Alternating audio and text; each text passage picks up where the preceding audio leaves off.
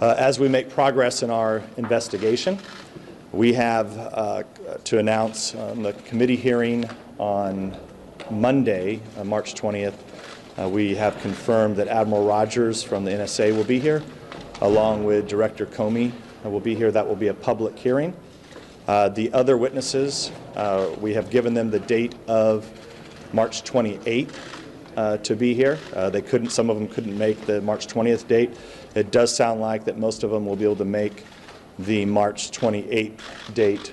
We don't know the location of that hearing yet, but I think the time will be 10 a.m. Secondly, I want to say, as I told you last week about the issue with the president talking about tapping Trump Tower, that evidence still remains the same, that we don't have any evidence that took place. And in fact, I don't believe, just in the last week of time, the people we've talked to, I don't think there was an actual tap of Trump Tower. However, as I expressed last week, and I remain even more concerned about this, which are twofold.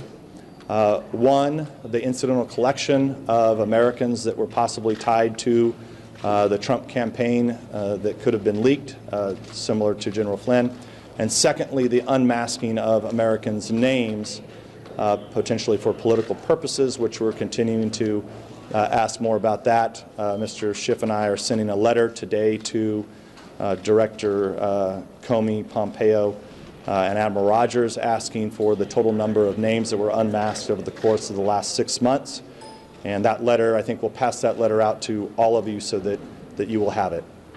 Lastly, the third issue that I have to bring to you today is we are a little uncomfortable with the ODNI and whether or not they're going to let us have the proper computer technology that we need to go through the evidence that exists out at the CIA out at Langley. And we are trying to work through that, but I can tell you that it has become a bit of a stumbling block for our investigators to actually be able to compile and go through the information. So those are the three issues that I have for you today, and I'd like to ask Mr. Schiff if he'd like to say a couple comments. Thank you, Chairman. I want to join in saying that to date I've seen no evidence that supports the claim that President Trump made that his predecessor had wiretapped he and his associates at Trump Tower. Thus far, we have seen no basis for that whatsoever. We still want the Justice Department to respond to our letter. We've given them until March 20th. We're both willing to use compulsory process if that's necessary, though neither of us, I think, believe that will be necessary. Certainly, at the open hearing that we have on March 20th, we will be asking the director if he has seen any evidence that substantiates the president's claim. It deeply concerns me that the president would make such an accusation without basis. We think it's in the public interest that this be addressed very openly by the director, and we certainly expect that he will. It's my understanding that the three witnesses who had conflicts or other issues with the March 20th hearing are all available and I believe committed to the March 28th hearing.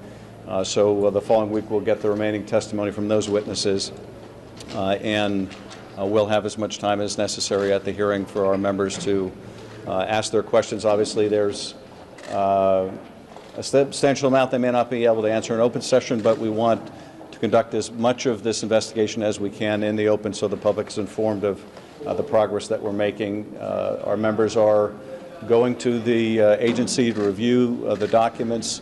Our full committee now has access to the Gang of Eight materials that underlie the assessment that the intelligence community put out. I spent a few hours there yesterday and would encourage all the members to spend time out at the agency reviewing those documents. Finally, we I think are continuing to make progress, and the chairman and I are doing everything that we can to keep this investigation bipartisan or nonpartisan, to make sure that we follow the evidence wherever it leads, and that is certainly our hope and will continue to be our effort to do so. And with that, we're happy to respond to any questions. Yeah, it's a question about incidental collection. What's the information about the Trump associates gathered through incidental collection, and are you satisfied that this information was used lawfully? So as it relates to, we know for a fact, because it's out there in public, that incidental collection on General Flynn was picked up. What I remain concerned about is whether or not there is additional incidental collection that we are not aware of, and then if any of that information was put into any types of intelligence reports, and then whether or not additional names were unmasked. So if additional names were unmasked, we're going to have to understand where the proper procedures followed, and then did additional names get leaked to the media, or were people using that information for other purposes that wouldn't have had intelligence value?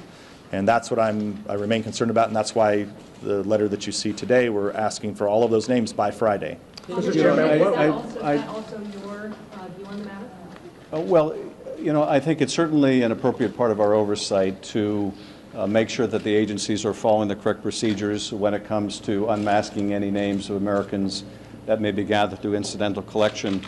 But I do want to underscore that this is a separate matter from whether the President's allegations have any truth.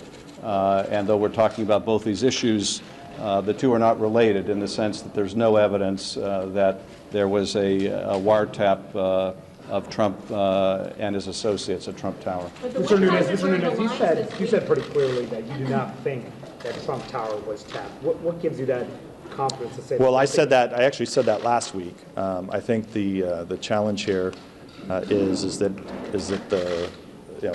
President Obama wouldn't physically go over and wiretap Trump Tower. So now you have to decide, as I mentioned to you last week, are you going to take the tweets literally? And if you are, then clearly the president was wrong. But if you're not going to take the tweets literally, and if there's a concern that the president has about other people, other surveillance activities, looking at him or his associates, either appropriately or inappropriately, we want to find that out. I think it's all in the interpretation of what you believe. And is there anything you've seen in the evidence so far that suggests that there were any conversations between people affiliated with the Trump campaign, Russian officials who are not the ambassador to Russia, anyone other tied to the Kremlin had conversations with the Trump campaign? Do you have any evidence? Not that I'm aware of. Mr. Chairman, the White House I wouldn't answer that question as categorically as my colleague, and we're not privileged to talk about the contents of the investigation, but I think we need to be very precise when we talk about this, and I just don't think we can answer categorically and not in this forum. Mr. Chairman, the White House has said that they are extremely confident that the president will ultimately be vindicated in this claim. You're obviously pressing DOJ to release any evidence that they may have, but what about the White House? Are you also pressing them and encouraging them to reveal what the president knew, his grounds for making this claim? Yeah, we're going to continue to follow the facts where they are. We're not going to make any assumptions. But as I've said before, I mean, for a long time here, I have been very clear about my concern about, number one, the incidental collection on General Flynn, how that was put into a product, how it was unmasked, how it was leaked to the public. Several crimes have been committed here, and I want to make sure that I don't want to get into. So, Mr. Schiff, I don't know if you want to respond to that question also. I would just say that I do think it's incumbent if we get to March 20th and we have the testimony. I think we all expect from the director that there was no substance to the accusation that Barack Obama illegally wiretapped Trump Tower, that the president explained himself. I think you can't level an accusation of that type without either retracting it or explaining just why it was done. And I think that there are, from a national security perspective, great concerns if the president is willing to state things like that without any basis, because the country needs to be able to rely on him, particularly if we have a crisis that is an external crisis, as every president does within their term of office. So I think it is a serious matter, and I appreciate the chairman's willingness to have an open hearing on this, and and I think the testimony will be very important. Mr. Chairman. Let's get a new, I'm sorry. Oh, I'm sorry, go ahead. Do you have any reason to believe that the president himself or anyone working for him in the White House would be one of these names that may have been swept up in something that could then have ultimately been leaked, like what happened with Michael Flynn? Well, I think it's very possible, but like I said, we should know that by Friday. Do you think the president himself might be one of those people that was swept up in this? It's possible.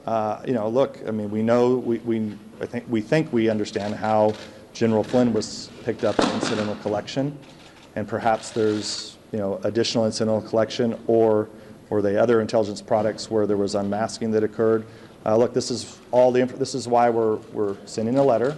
Let's get it all out in the open so that we understand. You know, we don't, like I've said many times, I'm concerned about unmasking of Americans' names, but I think as they relate to, as you'll see in the letter, as they relate to either the Trump campaign and his folks or Hillary Clinton's campaign and her folks, we'd like to know if any names were unmasked, and I think that would help answer these questions. If I could, let me just, if I can, also respond on that in a couple ways. First, Mr. Spicer has represented that he is not aware of any investigation that was targeting the president, and presumably no court-ordered surveillance of the president. He has also said that he is confident that the president was speaking accurately when he said he was wiretapped by his predecessor. Those two things cannot both be true unless he is suggesting that the FBI was engaged in a rogue operation unsupervised by a court to wiretap Trump Tower. There is absolutely no evidence of that, and no suggestion of any evidence of that. And I think to even put that forth, it was irresponsible of the president and his spokesman. And I also, in terms of our oversight responsibility, want to make one other point, and that is, while I think it perfectly appropriate that we oversee the FISA process and the unmasking of any names, if any of that is implicated in any way, I have seen no evidence of any illegality in terms of any electronic surveillance pertaining to your question. So I don't want anything to be surmised that we're suggesting otherwise. Chairman, if you don't get those names by Friday, will you subpoena that information as well? Well, most likely, yes. If they don't have a good reason for not giving us that, I mean, FISA is a critical tool that our intelligence agencies use. We want to make sure that that it's done lawfully and legally, and that, you know, part of that is going to be, even if it has to be at the Gang of Eight level, to just Mr. Schiff and myself, that would be fine. But we do need to have a good understanding of how that process worked. Mr. Chairman, can you say whether, are you driving at here that you think that Trump associates were reverse targeted without a proper warrant, but they were tasked to basically look at anything that was incidentally collected, and then that was disseminated? Is that what you're looking for? I don't want to look. Let's wait till Friday for them to come out with the information, and then we'll have the open hearing on Monday before we start to speculate. But clearly, I just want to make sure that the FISA processes were properly followed, and that the unmasking of names did not occur improperly. You know, and I just want to add that I certainly have seen no evidence of that. And so over here we had a question. Can you elaborate a little on the concern you mentioned earlier about ODNI not giving you the technological setup to review some of the intelligence underlying the conclusions? Yeah, the Office of Director of National Intelligence, which is overseeing how we have access to these documents. One of the simple things that I think should be, everyone should understand this, is that we should be able to get a basic type of computer system out there to be able to catalog all of the data that went into the intelligence report that was produced and the beginning of January, whatever that date was, January 6th or 7th. I just think that's a no-brainer, and why they would even stop us on this is beyond me. And is there any reason? I mean, are they stalling, or are they saying you can't have access to this? Well, the bottom line is that we don't have a computer out there to actually be able to catalog the information. And, you know, if I could just add to one of the reasons why this is significant, and obviously there was a big issue with the agency over the Senate's use of a computer and whether that computer was viewed by the agency while it was in the process of a review of the enhanced interrogation techniques. We feel a real sense of urgency about conducting this investigation not only thoroughly but as swiftly as possible given the magnitude of the investigation. So anything that slows us down is a problem. And I'm confident this will be ultimately resolved, but the longer it takes to resolve it, the longer it takes us to do our work. And we had to work through the issue of gaining access to the full committee of the Gang of Eight materials. Now we have to work through the issue of getting access to computers to do our work. We're also working our way through the budget process here to get increased staff to help us with the investigation. It's going to take time to get those staff cleared. So these are all some of the challenges we're dealing with in trying to do this expeditiously. Without the computer, how are you going through the information that you're... Well, right now, I was there yesterday taking a lot of handwritten notes, which is not ideal, and obviously we have to leave our notes behind. But at the end of the day, what we hope to do, obviously, is when the investigation is finished, is compile a report, and having the information that we go through indexed with our comments will be very important in terms of putting that report together. So this will be resolved. Hopefully what the chairman and I are saying today will help nudge the agency along in making it happen. Has the FBI actually confirmed that there's an investigation ongoing into Russia and the Trump campaign? Well, look, we're not going to get into what the FBI tells us or doesn't tell us, as the ranking member said earlier. But as you can imagine, this committee's has a long track record of trying to shine the light on the Russian government and their activities. We, as the House Intelligence Committee, have long had an investigation into Russian activities, especially cyber activities. That continues, and clearly, I think the concerns we've raised over just cyber attacks alone, we would hope that many throughout the IC are conducting investigations into the Russians and their ongoing bad activity around the globe. So, do you have any evidence that there were contacts between the Trump campaign and Russians? That's the question we've been asking you every time. Yeah, I don't have any evidence of that, and we're not going to get into. I mean, this gets to the whole issue of incidental collection. Who else was talking to the Russian ambassador? This is a slippery slope. So I think you just need to let the appropriate agencies get us the information in a timely manner, which I agree with the ranking member on. The more that they stall, the more they make it more complicated for us, the slower the investigation goes, and the more time it takes to answer your questions. And I do want to say on that question, because Director Clapper was asked a similar question. I cannot answer that question in the same way, certainly with the same categorical nature of the response. I don't share that summary conclusion, and that's about all I can say on that subject. Have you been able to get access to those ODNY? Go ahead. Have you been able to get access to those computers in past investigations? I mean, is this something you would typically get stalled out on, or is this kind of an unprecedented? Well, this is a little unprecedented in terms of, the whole committee now has access to, all the members on the Intelligence Committee have access to what are called the Gang of Eight source documents. We now have investigators out there. Many members from my side and the ranking member's side have been out there. And the challenge we're having now is that we need to be able to catalog all of this in a simple way. If not, it's going to take us longer to get through it if we have to do it all by hand. Chairman, quick question.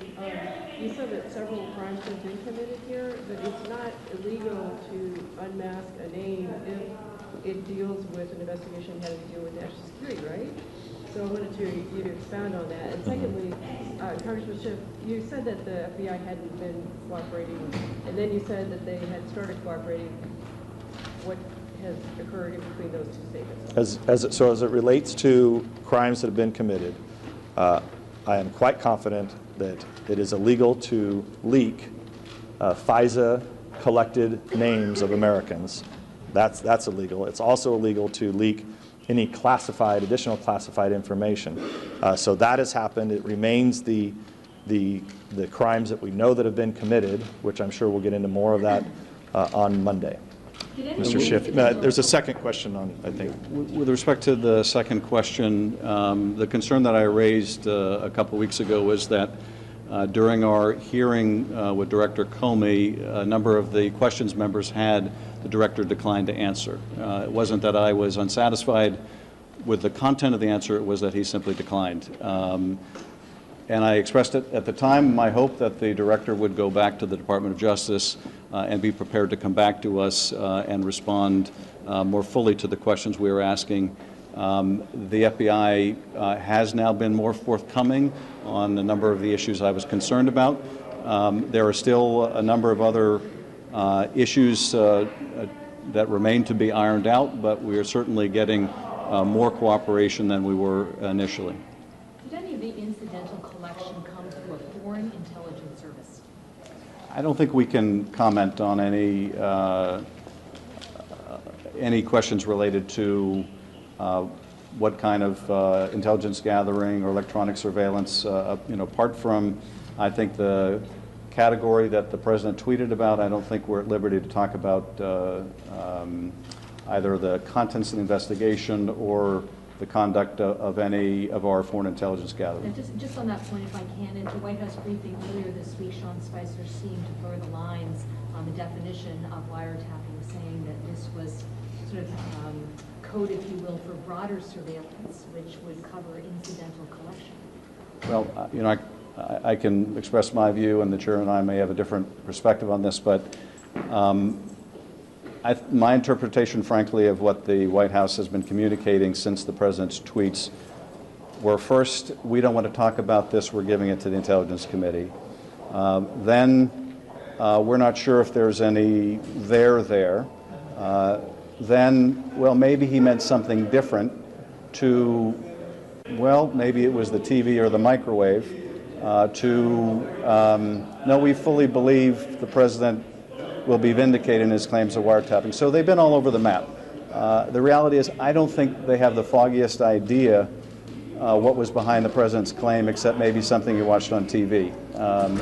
And I think the rest is designed to downplay, minimize, or obfuscate the fact that the president said something that was patently untrue.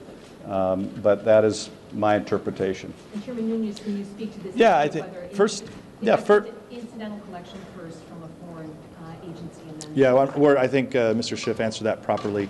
I don't want to get into where intelligence is coming from or not coming from, but I think I want to stop here just a second and say that it's okay for Mr. Schiff and I to have disagreements. He represents a district just like I do. We're clearly from different political parties. And at the end of the day, it's all on our interpretation of what people say or don't say. And it's the court of public opinion ultimately that has the say in all this. But we're going to work together, and we're probably going to have a lot that we're going to agree on. We may have some things we disagree on. We'll try to get through those. But as it relates to the president's claims, just like I said last week, I think you just have to be careful about how literally you take these comments. But I do remain concerned, as I opened with, that there could be incidental collection and there could be unmasking of American names that I really do want to get to the bottom of. And if we move forward from this, I mean, I actually agree with Mr. Schiff on the point that, look, if the White House or the president want to come out and clarify his statements more, it would probably be helpful. But look, at the end of the day, just like I said last week, President Obama doesn't do wiretapping, just like President Trump can't do wiretapping. So just the whole premise of the statement was wrong. So then you have to figure out, okay, did he actually mean it literally or did he not? And I think that's the question that we have here. Can I just be clear on one point here, because it was the first question I asked. So you are not satisfied that the unmasking or the incidental collection was done in a lawful manner?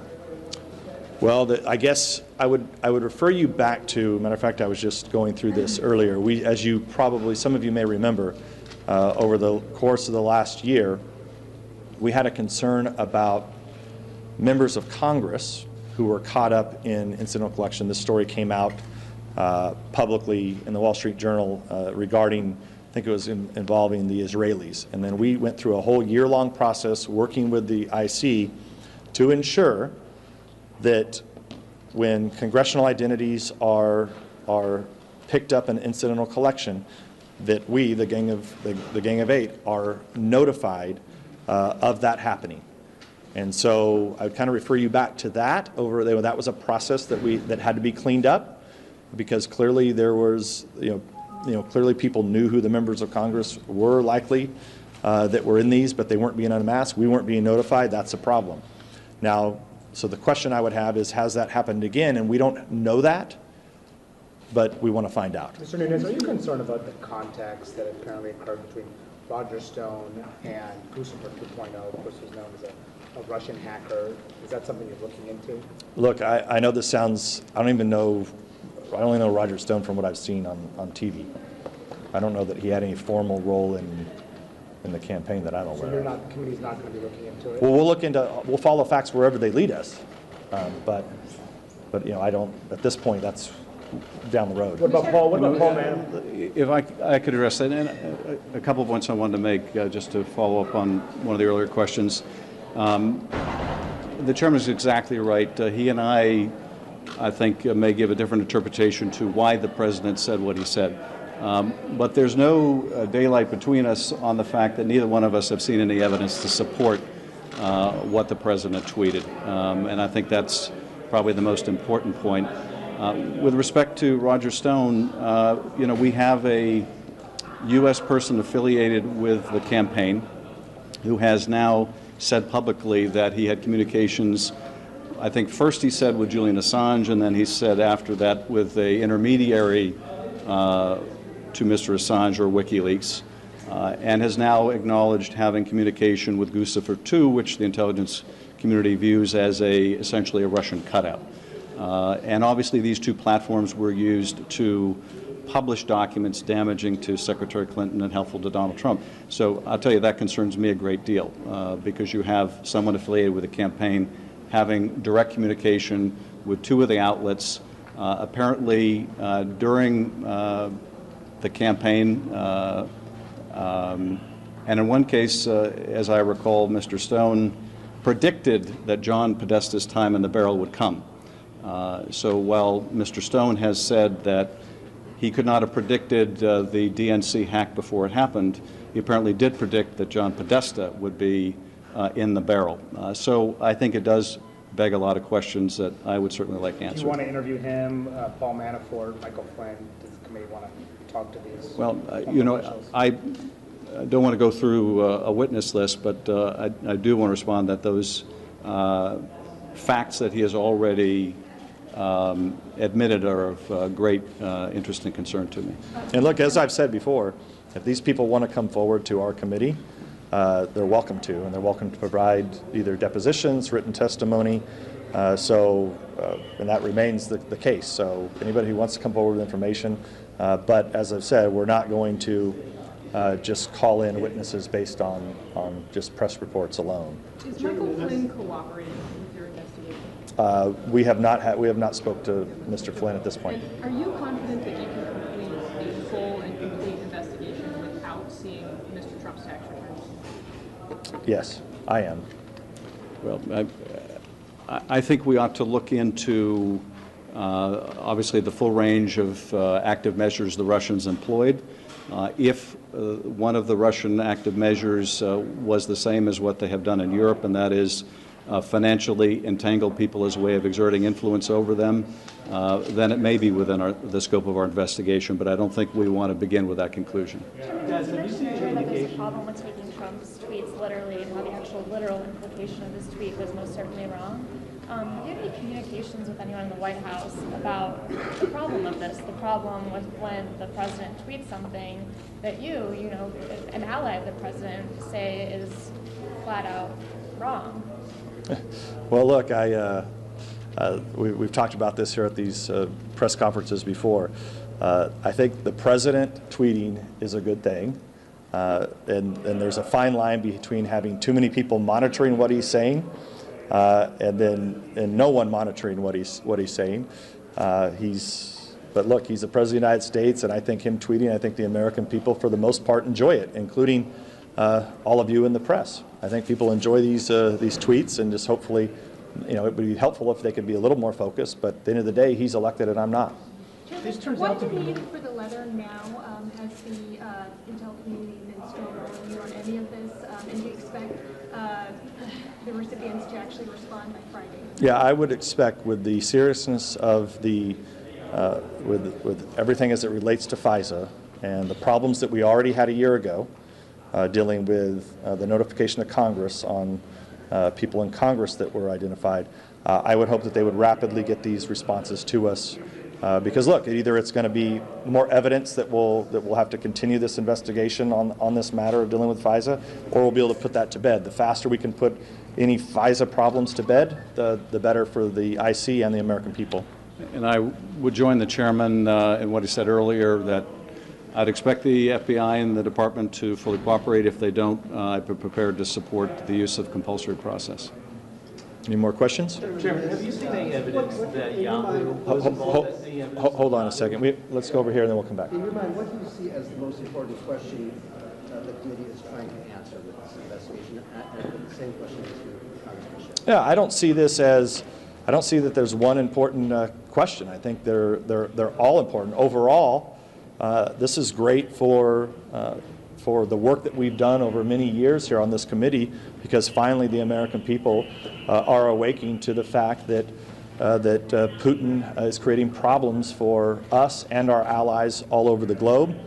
So this is something that I've desperately wanted people to pay attention to. Perhaps if the last administration paid closer attention to what we were saying at the time, the opportunities and the options that Congress gave to the last administration to help the Ukrainians and other countries, if they would have used those and not waited till the end, until after the election to do something, I think would have been very helpful, and we wouldn't have had this outcome. You know, I think there are really obviously many important questions and many important objectives of the investigation. I guess I would highlight three. First, we need to know the whole range of what the Russians did, because we not only need to protect ourselves in the future, the intelligence community has already concluded they'll do this again, but also we need to do everything we can right now to be helping Europe, which is facing the same kind of information warfare the Russians used here. So identifying everything they did here and helping our allies, I think, is a very important priority. I also think that we need to look at the U.S. government response. How quickly did they respond? Where did they fall down on the job, if they fell down on the job? And how do we improve response in the future? And then finally, you know, I think we know a lot about the Russian hacking and dumping. We know the Russians did it. We know, obviously, some of the platforms they use for the dissemination of this information. I think one question that the country has that is among the most weighty is, were U.S. persons involved? Did they get help? Was there any form of collusion with the campaign? And I think the public knows far less on that issue than they do on many of the others, and for that reason, as well as the far-reaching consequences one way or the other, I think it's very important that our committee get to the bottom of it and, if at all possible, speak with one voice on that important issue. Regarding one more question here. Four Russians were indicted just now by a justice regarding this, including 2 FSB officers, Dmitry Dukachev and Igor Tsushman. Have you seen any evidence they were involved beyond the Yahoo breach and involved in Russian interference in their election? No, and I'd hate to comment without actually seeing the indictment and what's taken place over the course of the last few hours. Yeah, and I wouldn't have anything to add on that as well, except to say that I think these kind of prosecutions are very important, even if we are not able to get custody of the person, just for the message that it sends that we take these forms of cyber crime very seriously, that we'll call out the people responsible, and where there's any state involvement, we will also try to bring about additional repercussions in addition to criminal indictment. Thank you. All right. Thank you all so very much. We'll see you on Monday.